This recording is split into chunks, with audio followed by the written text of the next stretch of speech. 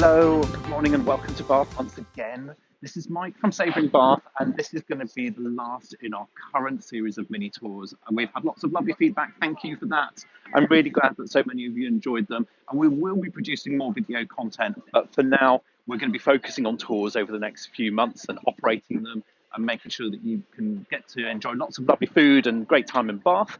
So this tour is actually going to be starting here. You might recognise Abbey Green in the distance that we filmed in way back at the beginning when we started all this. There's Sally Lunn's just up ahead of us. Bath's iconic eating house, which has been around for the last couple of hundred years. We've also got Tagine War here on the left-hand side, amazing Moroccan food, and we're right next door to the Abbey Hotel. But what we're going to do is we're going to walk along North Parade, and we're actually going to get out of town a little bit today. Not too far. In fact, it's only really a 10-minute walk, and we're not going to film all of that, but we're going to share a little bit of Bath's green spaces with you on the edge of the city.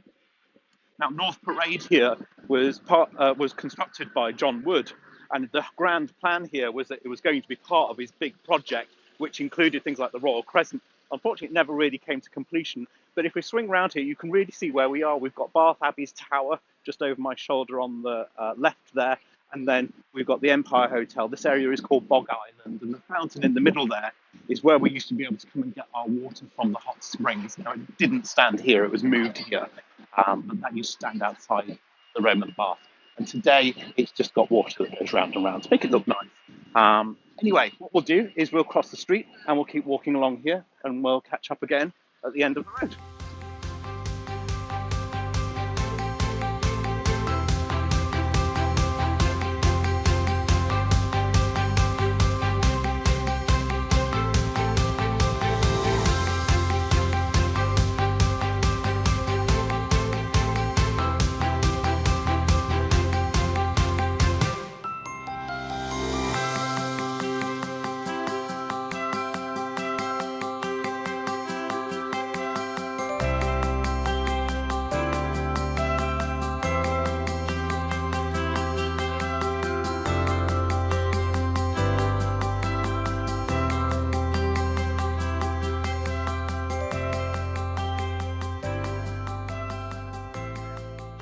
So this is the Kenneth and Avon Canal, and this was constructed in the early 1800s, and it was part of a navigation scheme to connect Bath to London. The whole idea was that now Bath had been built out of Bath stone, this beautiful honey-coloured limestone. London was going to follow suit. Now the eastern end of this canal connects to the River Thames at Reading, but the western end actually meets the River Avon here in Bath. And you can sail from one side of the country to the other by coming in off the North Sea at the River Thames and sailing down all the way to Reading, joining the canal, and then coming out here in Bath onto the River Avon, which flows out onto the River Severn, just beyond Bristol. And then, of course, you can get off to the Celtic Sea and the Atlantic from there.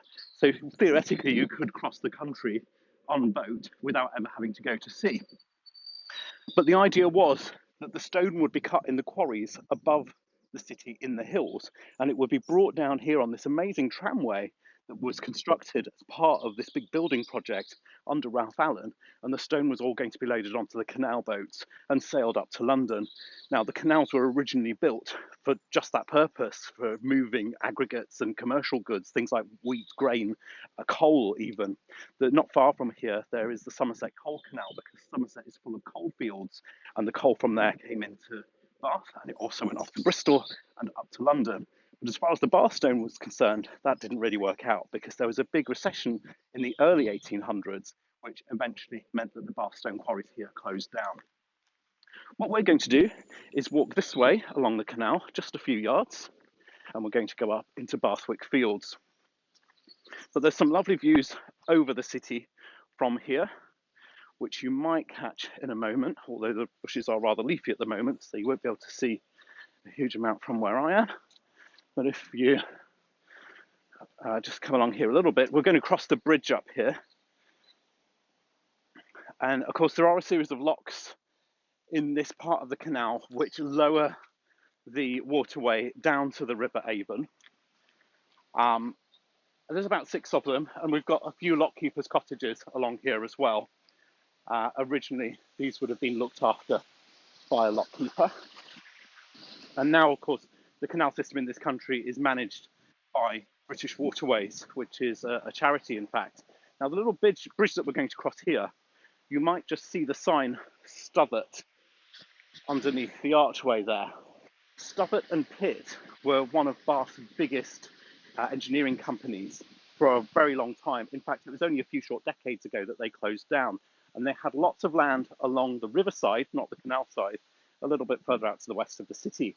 And that was where they built big cranes for loading container ships.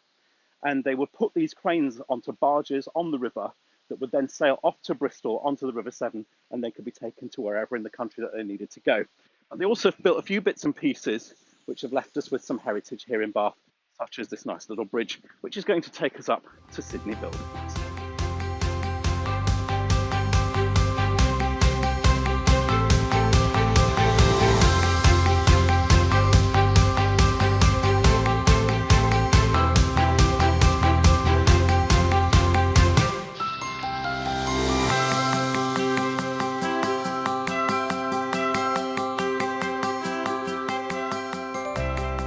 Sydney Buildings is one of Bath's really incredible residential streets. It goes a few hundred yards in this direction and about 100 or 150 yards behind you to the point where it joins Horseshoe Walk. And Horseshoe Walk is literally in the shape of a horseshoe as it comes back down towards the city. But pretty much every property along here has a pretty incredible story behind it. And this street has its own website. And each property, more or less each property, gets its own listing and its own story and history. So you can really get to grips with the background of the street. But what's also really fun here is this set of steps here. And you can probably tell I'm already a little bit out of breath, but we are going to climb a little bit more up into Bathwick Fields.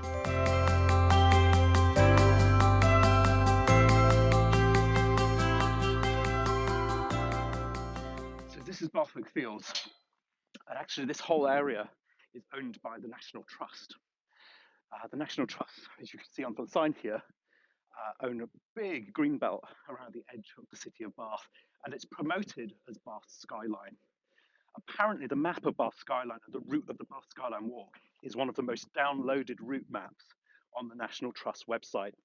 It offers the most incredible views over the city, and we're going to walk up a little more, so I'll be a little bit more out of breath, so you can see some of those views.